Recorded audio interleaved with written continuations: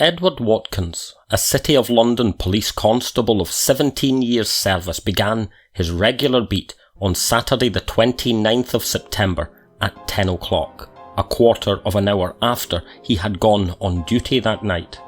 His beat was a short one, taking him through Duke Street, Aldgate, Bury Street and Mitre Street.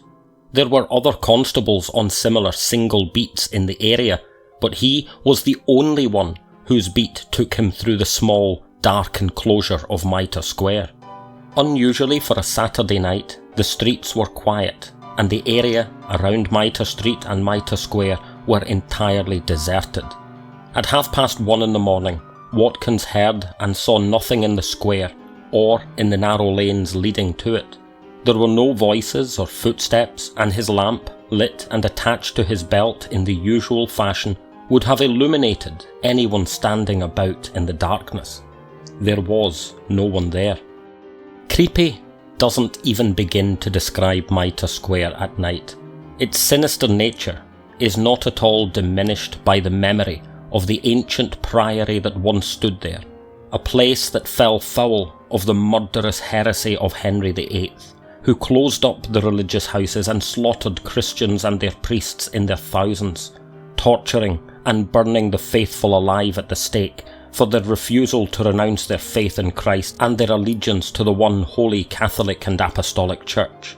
Dark histories linger in such places, and the Victorians were a superstitious lot who liked nothing more than to be frightened witless by a good ghost story. Few of the atrocities committed by the Tudor monarchs could come close to the horror P.C. Watkins would encounter at 1:44 on the morning of the 30th of September, passing through Mitre Square.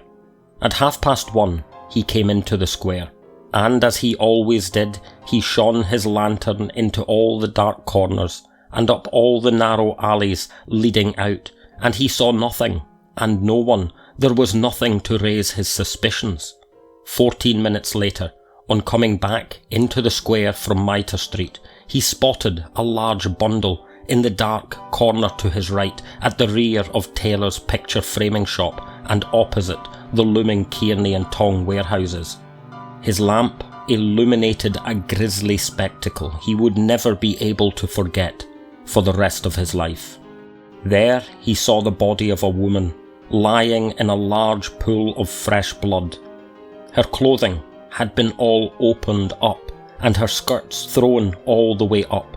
Her throat was cut all the way across and her entire stomach had been ripped open. Watkins dashed across to the open door of the tea warehouses, where he knew the night watchman, George Morris, a retired Metropolitan policeman, was working. The door was ajar, as was usually the case at this time, and Watkins pushed it open and called the watchman, who was only a couple of yards inside, sweeping the steps. Morris threw open the door, and Watkins shouted, "For God's sake, mate, come to my assistance." The startled watchman told the constable to wait but a minute while he fetched his lamp. "Oh dear," bemoaned Watkins, "another woman has been cut to pieces." In an instant both men raced over the square, where Morris's lamp re-illuminated the horror. The woman's head was towards the narrow passage leading into a private dwelling, and her legs and feet extended northwest to the Mitre Street entrance to the square. Without wasting a single moment more, Morris set off running into Aldgate, blasting his whistle. Watkins, who did not have a whistle, remained with the body until backup arrived. He did not have to wait long. Close by, City of London police constables James Harvey and another constable, Holland, were alerted to the murder by Morris, who told them that another woman had been ripped up in Mitre Square. At this point, the police, both in the metropolitan area and the City of London force, were on high alert, and so it did not take long for police to come running from all directions. From P.C. Harvey's evidence at the inquest, it does not appear to have been the case that the City of London were issued with whistles or watches. Only the night watchman, George Morris, a retired Metropolitan policeman, had a whistle, and James Harvey only knew the time because he had passed the post office clock in Aldgate. Harvey and Holland came into the square where Watkins was alone with the body. Constable Harvey stayed with Watkins, while Holland was sent to get Dr. George Sequeira and another man dispatched to the Bishopsgate police station to inform the inspector. At 5 minutes to 2 in the morning, Inspector Ed Collard was informed of the murder at Bishopsgate station. Immediately he telegraphed the news to headquarters at 26 Old Jewry and sent a station constable off to inform the police surgeon, Frederick George Brown. Having done this, Inspector Collard went to the scene directly, where he found 2 or 3 policemen there with Dr. George Sequeira. When the police surgeon arrived at about 20 past 2 in the morning, he and Dr. Sequeira made an examination of the body while the police walked the scene and collected a number of items from around the victim. According to Inspector Collard in his deposition, there were as follows: 3 small black buttons, a small metal button, a metal thimble, and a small penny mustard tin containing 2 pawn tickets. Collard's next action was to have the area around the square thoroughly searched for evidence and for anyone who may have been involved in the crime. A number of men were stopped and searched, but nothing good was discovered. Not too far distant, however, in the direction of Whitechapel, a small piece of white fabric corresponding to a torn-off patch of the victim's apron was found. Metropolitan Police Constable Alfred Long found this in the doorway of 106 to 119 Wentworth model dwellings in Golston Street, under a piece of racist graffiti reading, "The Jews are the men that will not be blamed for nothing." It is doubtful that this graffito had anything whatsoever to do with the crime, but the piece of apron was no doubt torn off by the killer and used to wipe his hands and knife as he made his getaway. It was covered with blood, that of the victim and possibly even that of the killer, and feces, evidence of the savagery of the assault, opening up her full stomach and bowel. We cannot underestimate the importance of this rare piece of evidence. It provides us with a considerable amount of information about the killer. He was careful to make some effort to clean himself up, telling us that he was not a crazed lunatic unconcerned about capture. As disorganised as many of the crime scenes were, he was not entirely a disorganised killer. The location of this find to the northeast of Mitre Square tells us the direction of his home, and he was most certainly heading home. He had murdered and mutilated 2 women on the same night, and the police were out in numbers actively searching for him.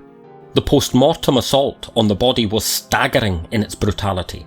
As in the case of Annie Chapman, this woman's chest cavity had been entirely opened, and at immense risk of detection, the miscreant had taken his time to cut right into the interior of the body. This time, however, in a demonstration of wanton rage, the killer had attacked the face of the victim. By no means were these injuries inflicted in a frenzy, rather they were quite deliberately done, and so they may have had some symbolic meaning to the killer. Part of her ear had been cut off, but this looks to have been the result of a forceful slash across the face that caught the bottom portion of the earlobe. This had not been taken from the scene, but fell into the clothing and fell from the body when it was being placed on the ambulance for removal to the mortuary. According to the expert medical opinion, the victim suffered a Blitz attack like that of Marianne Nichols and Annie Chapman, and like them, she was quickly silenced, with a large knife being pulled around her neck, severing all the major arteries and breaking the windpipe. Again, there was little or no sign of arterial spray, meaning the victim had likely been subdued by means of manual strangulation. Once lowered to the ground, the killer cut the victim's neck with a long circular incision, cutting all the deep structures of the neck right down to the bone. As in the previous cases, this would not have necessarily resulted in the murderer being covered in blood. Cause of death, as determined at the autopsy, was the hemorrhaging of the left carotid artery, the cut being so significant as to result in a near-instant death. This was not the handiwork of a sadistic killer, but one motivated to kill in order to indulge in a grotesque post-mortem ritual of mutilation and display. Once the assailant had lowered the victim to the ground and cut her neck, he set about his assault on the abdomen, opening the body up with a long, inexpert tearing with a long, pointed blade. It was evident from the marks that this was not a single cut, but that the killer had repeatedly cut, removed the blade, and cut again, all the way from the rectum of the victim to the eniform cartilage at the sternum. Mr. Brown, the police surgeon, was of the opinion the guilty party knew what he was about and had enough anatomical knowledge to know where to find the organs he removed from the body. As for the removal of viscera, the left kidney was completely cut out and taken away. The renal artery was cut through about 3/4 of an inch. This must have been done by someone who knew the position of the kidney and how to take it out. The membrane over the uterus was cut through, and the womb was cut through, leaving a stump of about 3/4 of an inch.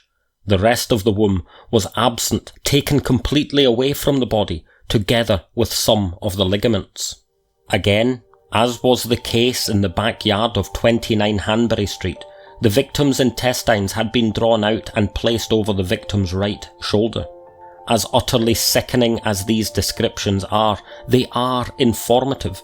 The killer was seeking to access parts of the abdominal cavity beneath and behind the intestines, and he was arranging these unwanted organs about the body in a methodical fashion.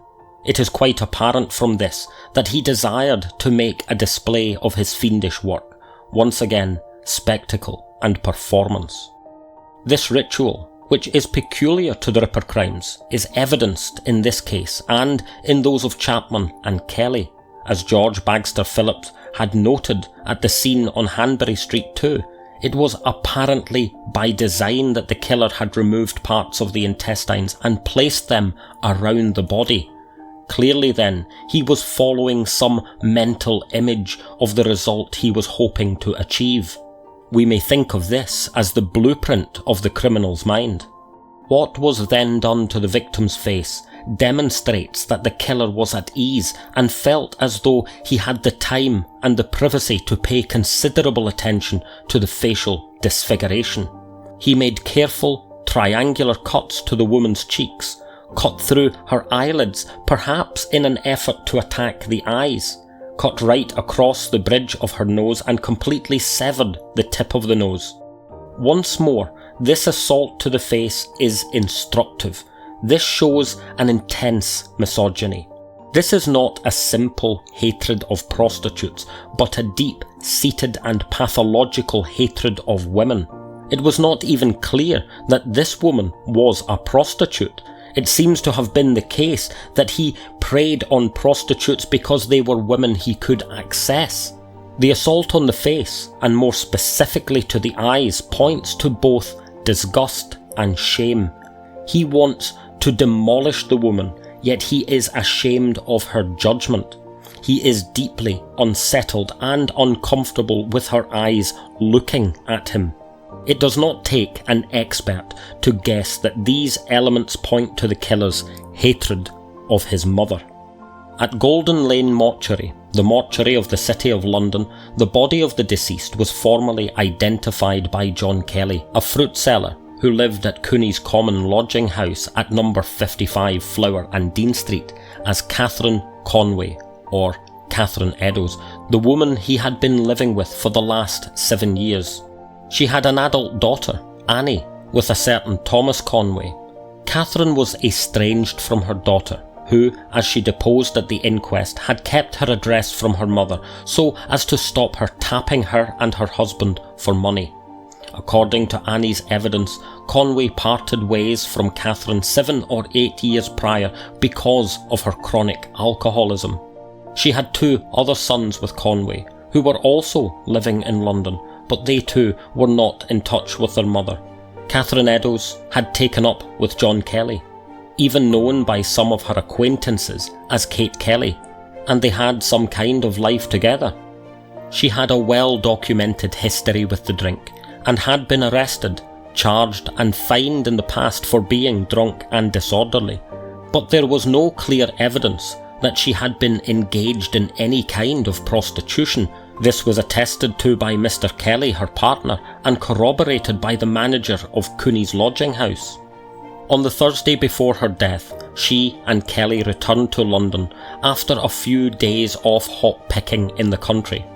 This was a common sort of working holiday for the poor in London, who would pick hops for the breweries and make a few shillings. But that year it was thin pickings, and Kelly and Eddowes tramped back to London after only a few days. With nowhere to stay in the city, and very little if any money between them, they spent the night in a casual ward before Kelly made sixpence the following day on a job.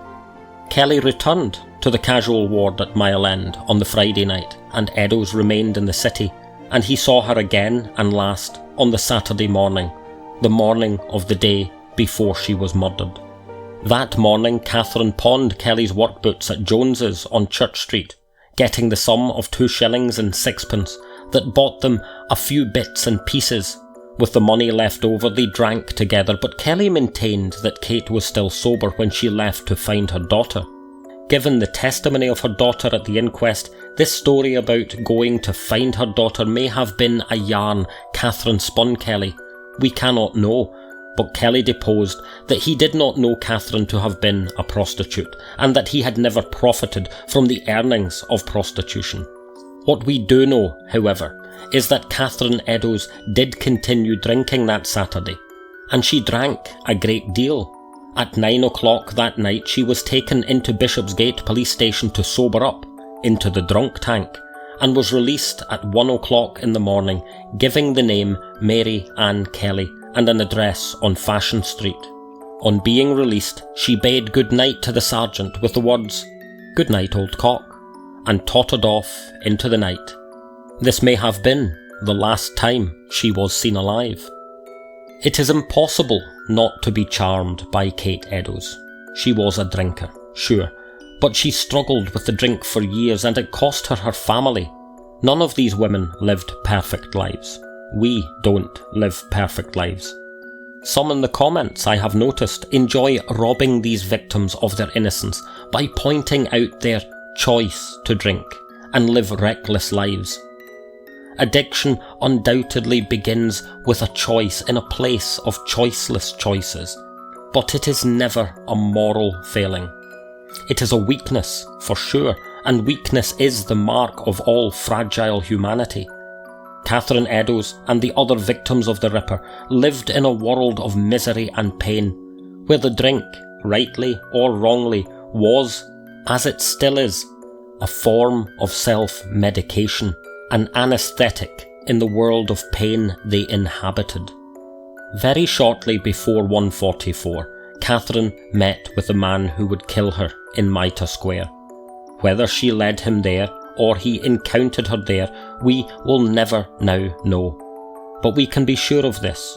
She was not the one to blame. It was never her fault that a man went out hunting for victims, hunting for vulnerable women he could slaughter.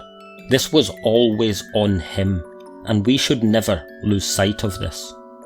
Remember, blaming the victim, explaining her vulnerability, is about us. This is how we salve our own sense of guilt, that we live in a world where this happens. All of these women died because of the conditions of the world in which they lived, the exploitation, the poverty, the pain and the drink. And not much has changed. Their deaths tell us as much about the killer as they do about the nature of the world. As Jiddu Krishnamurti said, "It is no measure of health to be well adjusted to a profoundly sick society." Catherine, may your eternal hop picking be bliss, and wherever you go, may you go there in peace. Good night, and God bless.